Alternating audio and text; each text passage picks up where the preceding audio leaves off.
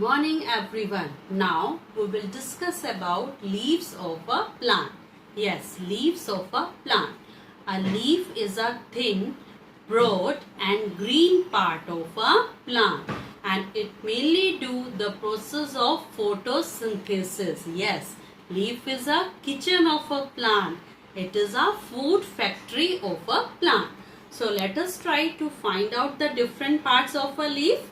So see, the broad, green, thin and the flat part of the leaf is known as lamina. So this green, broad, thin and the flat part of the leaf is lamina, and this leaf is attached with the stem. It is attached with the stem with a thin stalk, and this thin stalk is known as petiole. This thin stalk through which the leaf is attached with the stem, it is known as petiole.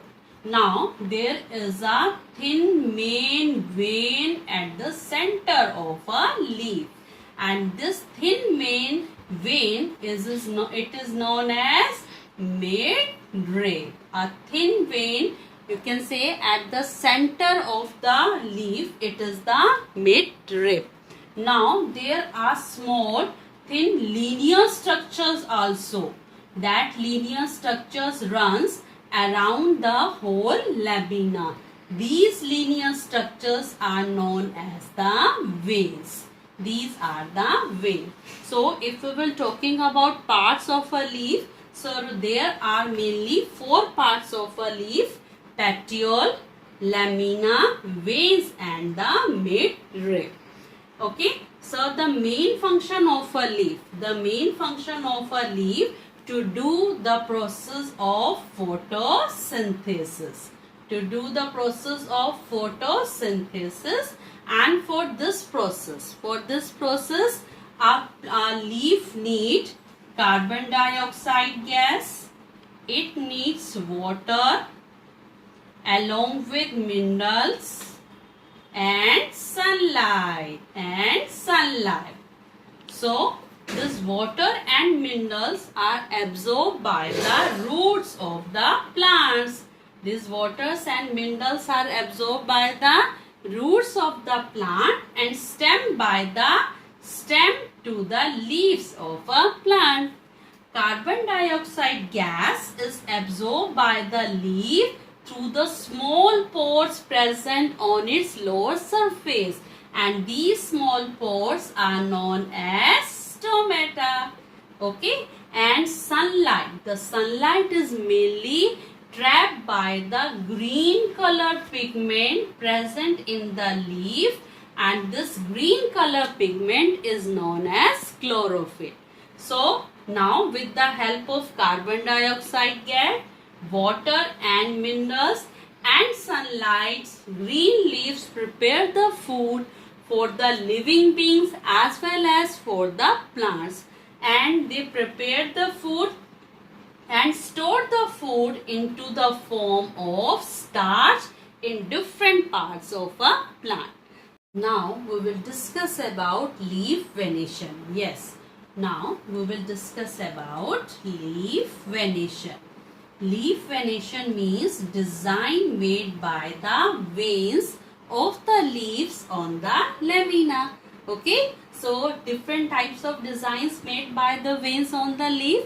So if the design made by the veins on the lamina is parallel, means they run parallel to the midrib. If the veins run parallel to the midrib, then this type of leaf venation is known as parallel venation. And if there is a network like design, if there is a network of the veins on the leaf lamina, then this design, this venation is known as reticulate venation. So venation means the design made by the veins of the leaves on lamina, and on the basis of design made by the veins, there are 2 types of venation. Reticulate venation, when the design made by the veins like a network, and pallar venation, when the veins run parallel to the midrib. Now, these different types of venation has a relation with different types of roots. Yes, reticulate venation and pallar venation, they had the relation with roots. If the leaves of a plant has reticulate venation, then there will be the taproot. The root of these plants will be the taproot. And if the leaves of a plant have pallar venation, then in this plant there will be fibrous roots. So this is the relation between the venation and the types of root. Means reticulate venation of the leaves means there is the taproot. And if the pallar venation of the leaf means in this plant there will be the fibrous root. Now we will discuss the functions of a leaf. A leaf performs many functions, but the main function of a green leaf is to do the process of photosynthesis. Yes, the main function of a green leaf to do the process of photosynthesis. Through the process of photosynthesis, food is prepared and stored in the form of starch in different parts of a plant. So, photosynthesis is the main function of a green leaf. Leaves also help in the process of transpiration. Yes, transpiration is a process of loss of water from the leaves or from the aerial parts of the plant. It is known as transpiration, and in leaves transpiration is mainly done with the help of the stomata. Stomata are the small openings mainly present at the lower surface of the leaf. So photosynthesis and transpiration, they are the main functions of the leaves. But in some plants, leaves also modified to do some special functions. For example, to give sport. To give sport in some plants like the pea. In some plants like the pea, the upper portion of the leaf will change into the form of the tendrils. And these tendrils give the sport to the plant. These tendrils coiled around the objects and give the spore to the plant. So leaf tendrils give the spore to the plants, and so that the plants can survive.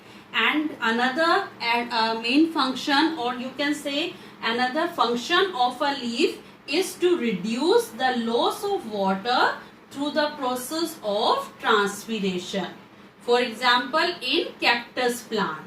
In cactus plants, the leaves reduce into the form of spines. Yes, they reduce into the form of spine to reduce the loss of water through the process of transpiration, and these spines also help the plant to eaten away by the animals. So there are two main functions of a leaf, photosynthesis and transpiration, and there are some additional function of a leaf, just like in a pea plant gives spore to the plant, and just like in a cactus plants to reduce the loss of water through the process of transpiration.